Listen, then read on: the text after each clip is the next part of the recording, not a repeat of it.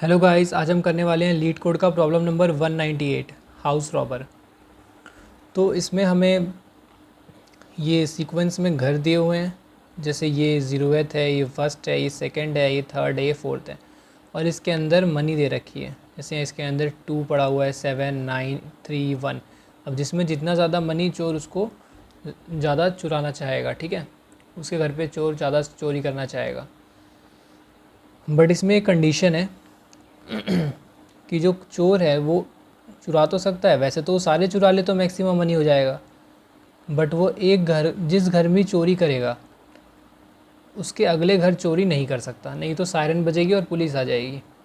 ठीक है, जैसे यहाँ पे चोरी कर ली तो वो 7 पे चोरी नहीं कर सकता, अब वो 9 वाले पे आके करेगा, है ना।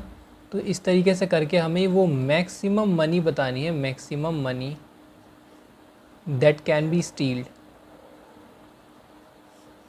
ठीक है, तो क्वेश्चन बहुत इजी है, बहुत ही ज़्यादा इजी है क्वेश्चन, क्योंकि इसमें भी इंक्लूड और एक्सक्लूड वाला कॉन्सेप्ट लगेगा।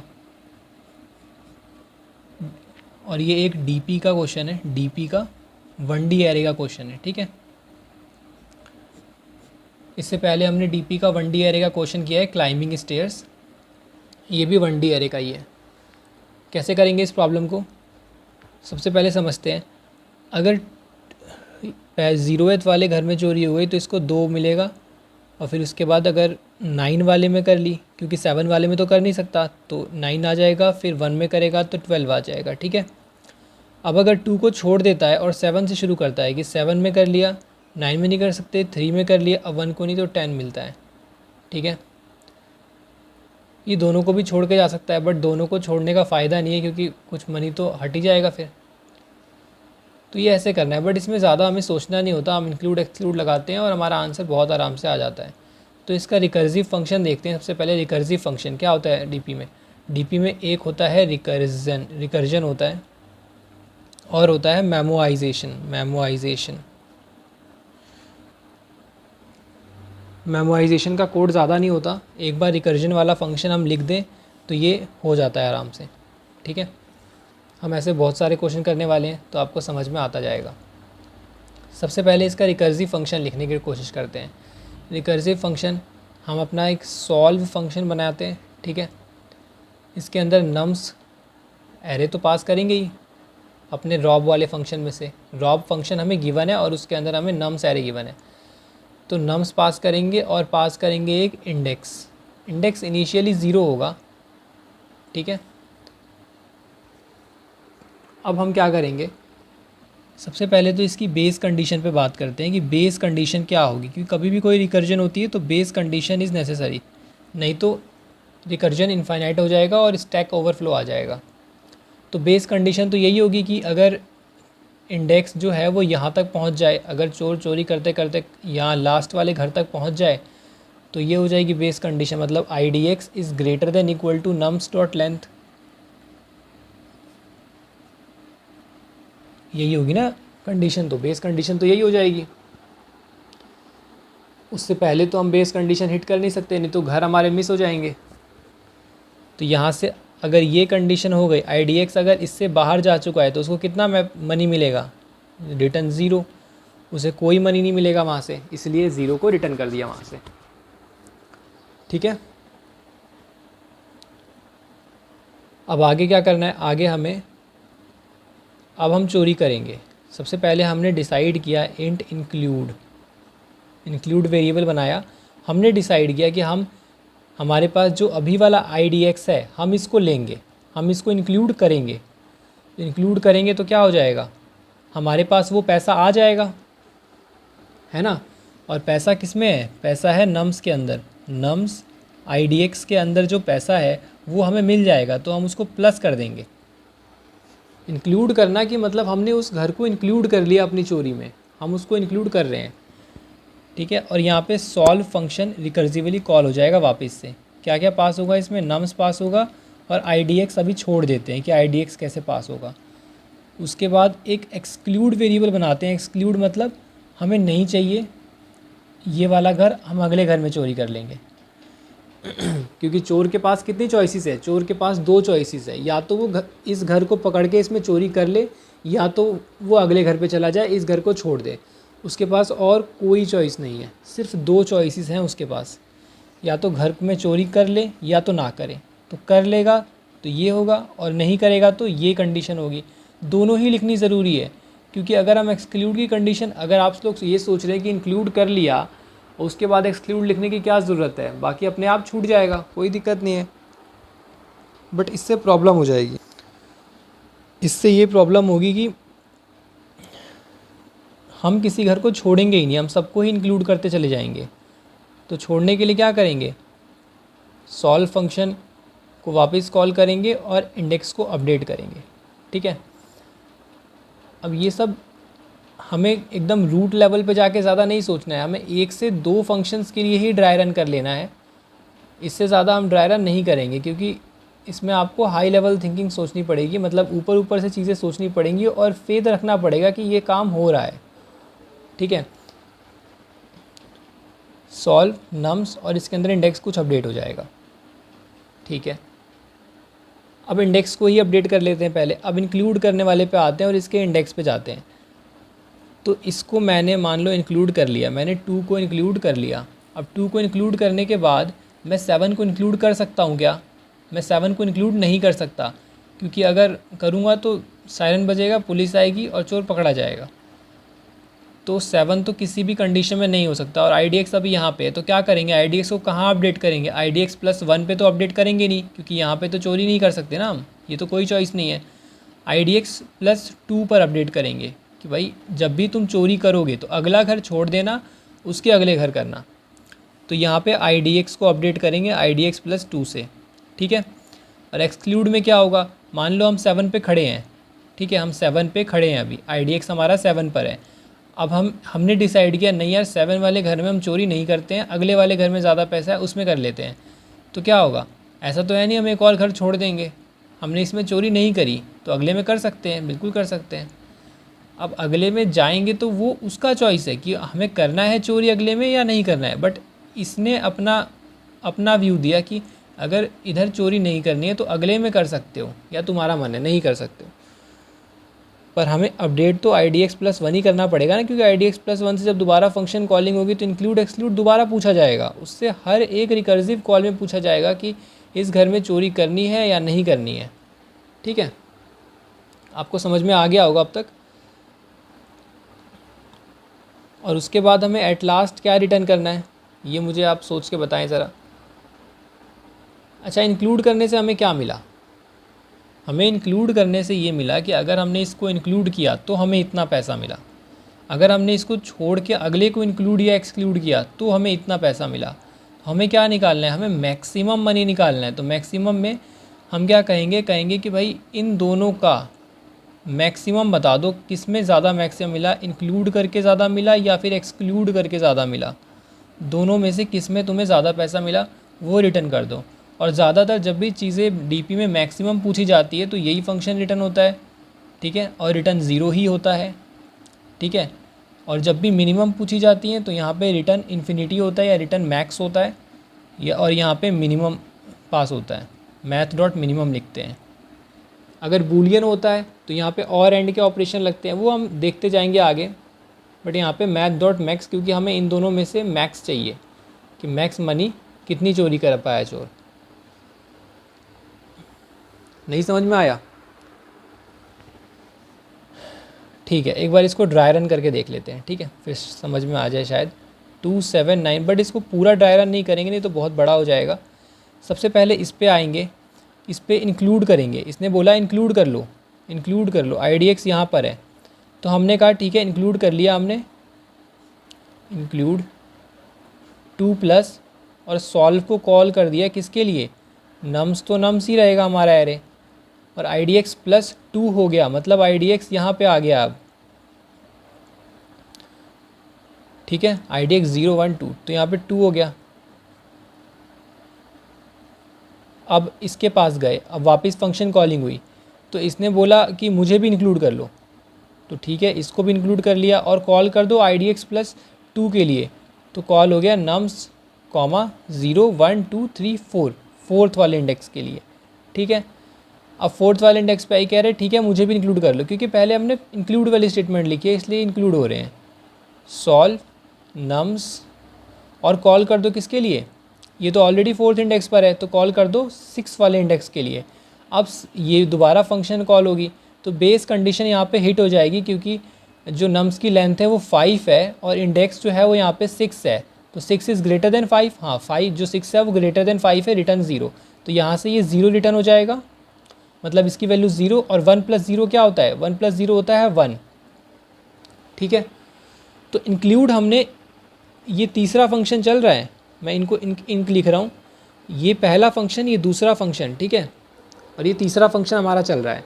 तो तीसरा फंक्शन चल रहा है, अब इसके अंदर हमें एक्सक्लूड निकालना है। आप लोग अच्छे से देख लीजिए पहले ही कि रिकर्जन कैसे काम करता है।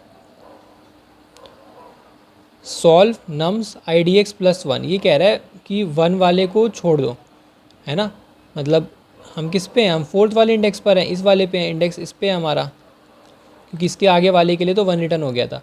अब कह रहा है कि 1 वाले को छोड़ के देख लो क्या आता है, तो हमने इस बार 1 को इंक्लूड नहीं किया है, 1 प्लस हमने इंक्लूड वाले में 1 को इंक्लूड किया है और इस बार हमने 1 को छोड़ दिया है और कॉल किया है किसके लिए, नम्स, 5 के लिए, ठीक है, क्योंकि यहाँ पर इंडेक्स 1 से ही अपडेट हो रहा है तो 4 से जाएगा 5, ये एक ही फंक्शन है, ये दो नहीं है। तो नम्स 5, तो 5 यहाँ पर आएगा, फिफ्थ इंडेक्स, हाँ फिफ्थ इंडेक्स बराबर है लेंथ के, तो यहाँ भी रिटर्न हो जाएगा 0, ये भी 0। तो यहाँ पर आप ध्यान से देखो, इंक्लूड आ गया है 1, एक्सक्लूड आ गया है 0, तो हमें क्या रिटर्न करना चाहिए, दोनों में से मैक्सिमम कौन सा आया, 1 को इंक्लूड करके मैक्स आ रहा है या 1 को एक्सक्लूड करके मैक्स आ रहा है, समझ में आ रहा है आपको। तो 1 को इंक्लूड करके मैक्सिमम आ रहा है तो इसको ले लेंगे हम, ये रिटर्न हो जाएगा, ये रिटर्न हो जाएगा किसके, इसके इंक्लूड में। अब इसका एक्सक्लूड कॉल होगा, ये कहेगा 9 को छोड़ दो, फिर देखो क्या आता है। आपको समझ में आ रहा है रिकर्जन कैसे चल रहा है। फिर ये एक्सक्लूड करके सेम फंक्शन दोबारा कॉल करेगा, ठीक है। तो ऐसे इसका रिकर्सिव ट्री बनता जाएगा बनता जाएगा।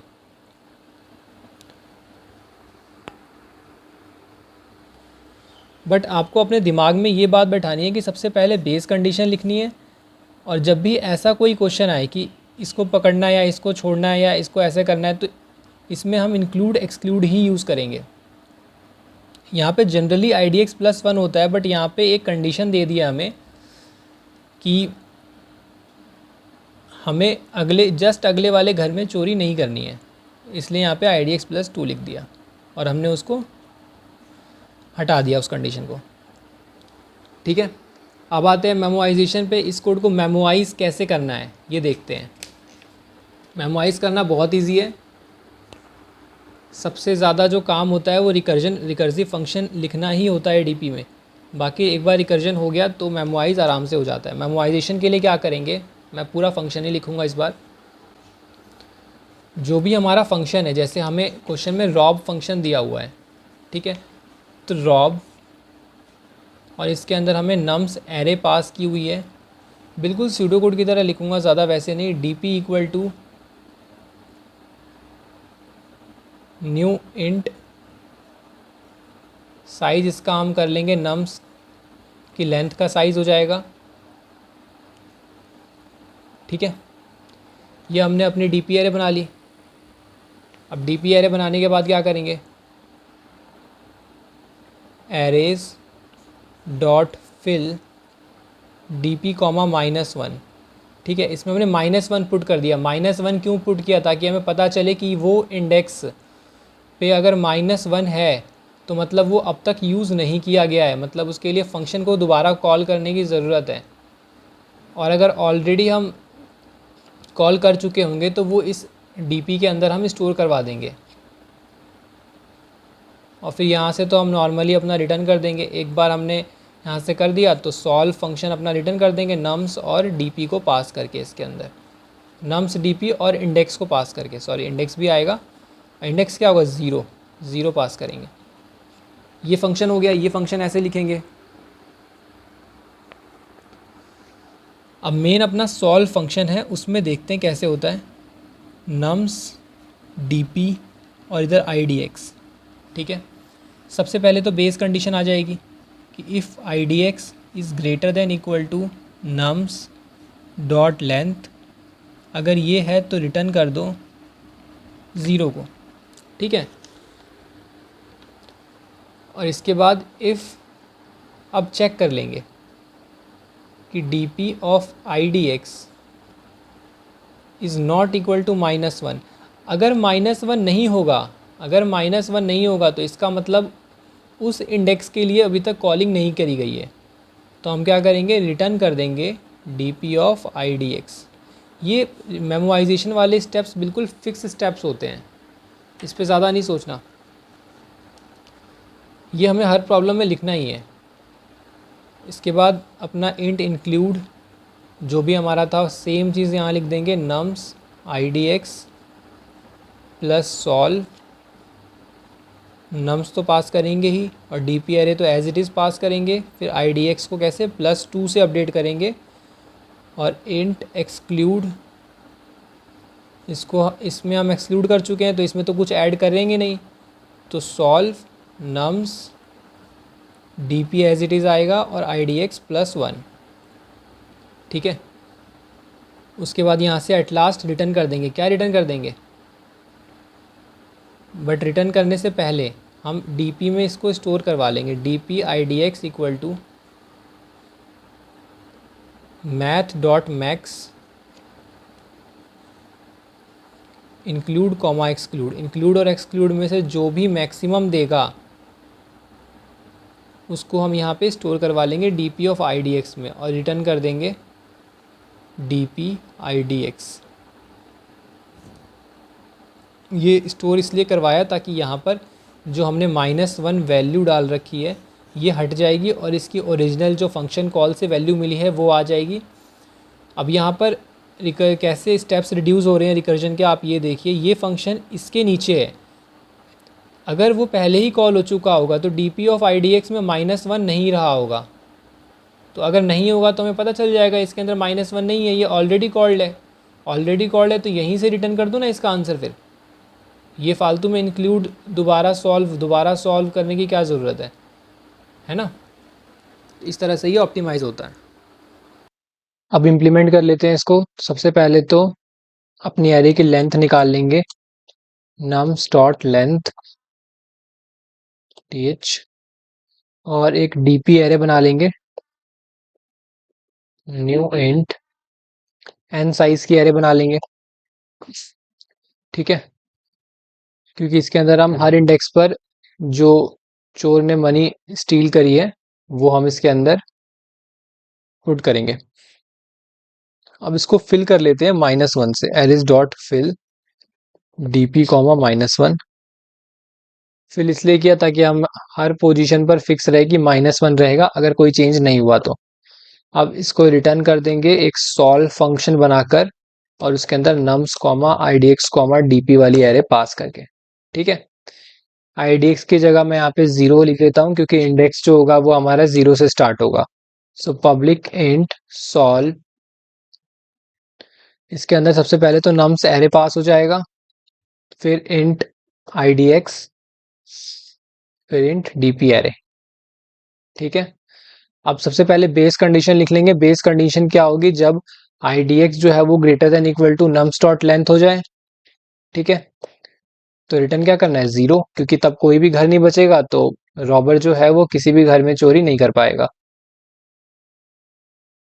अब यहाँ पर हम सबसे पहले अपनी इंक्लूड वाली कंडीशन लिखेंगे, तो इंट इंक्लूड, इंक्लूड वाली कंडीशन क्या होगी, हम इसके अंदर मनी को ऐड कर लेंगे नम्स आई डी एक्स प्लस, हम इंक्लूड का मतलब है कि हमने इस घर में रॉबरी करने की सोची है कि हम इसमें रॉबरी करने वाले हैं, तो उसकी वैल्यू हमारे पास आ जाएगी, हम उसमें से मनी ले लेंगे। तो हमने इसको ऐड ऑन कर दिया और पास कर दिया अगले रिकर्सिव फंक्शन को, नम्स आई डी एक्स +1, यहाँ पे +2 करेंगे क्योंकि हम जस्ट नेक्स्ट वाले घर में चोरी नहीं कर सकते, उसको छोड़कर एडजेसेंट वाले घर को छोड़ के हमें अगले घर में चोरी करनी है, तो यहाँ पे डीपी पास कर देंगे। अब एक्सक्लूड वाली कंडीशन लिख लेंगे कि हमें ये वाला घर अब छोड़ देना है, अगर तो क्या वैल्यू होगी, तो अगर घर को हम छोड़ देंगे उसमें रॉबरी नहीं करेंगे तो हमें मनी नहीं मिलेगा, तो हम इसमें एड ऑन नहीं करेंगे। तो डायरेक्टली कॉल करेंगे अपने सॉल्व वाले फंक्शन को, नम्स idx प्लस वन, और डीपी एरे को पास कर देंगे। फिर यहाँ से रिटर्न क्या करेंगे, रिटर्न करेंगे मैथ डॉट मैक्स, जो भी मैक्स आया इंक्लूड और एक्सक्लूड में से वो हम यहाँ से रिटर्न कर देंगे। ठीक है, इसका ड्राई रन हम ऑलरेडी देख चुके हैं, तो यहाँ पे ज़्यादा एक्सप्लेन करने की ज़रूरत नहीं है। अब हमारी जो मेमोराइजेशन है वो कैसे होता था, मेमोराइजेशन होता था बेस कंडीशन के जस्ट नीचे हम पूछेंगे उससे क्या DP of I D x पर -1 है। अगर -1 नहीं होता है तो मतलब वो पहले ही सारी रिकर्सिव कॉल कॉल हो चुकी है। तो अगर सारा रिकर्जन उस आई इंडेक्स के लिए हो चुका है तो हम वापस से सेम काम क्यों करें। तो हम यहीं से रिटर्न कर लेंगे DP of I D x को। ठीक है, और अगर नहीं हुआ तो यहाँ से रिटर्न नहीं होगा, वो इंक्लूड एक्सक्लूड कॉल करेगा। अब हमें अगर रिटर्न करना है यहाँ से ही, तो इसके अंदर हमें फिल भी तो करना पड़ेगा। तो यहाँ पर हम फिल कर देंगे DP of I D X equal to this. ठीक है, अब ये कोड बिल्कुल सही काम करेगा, एक बार रन करके चेक कर लेते हैं।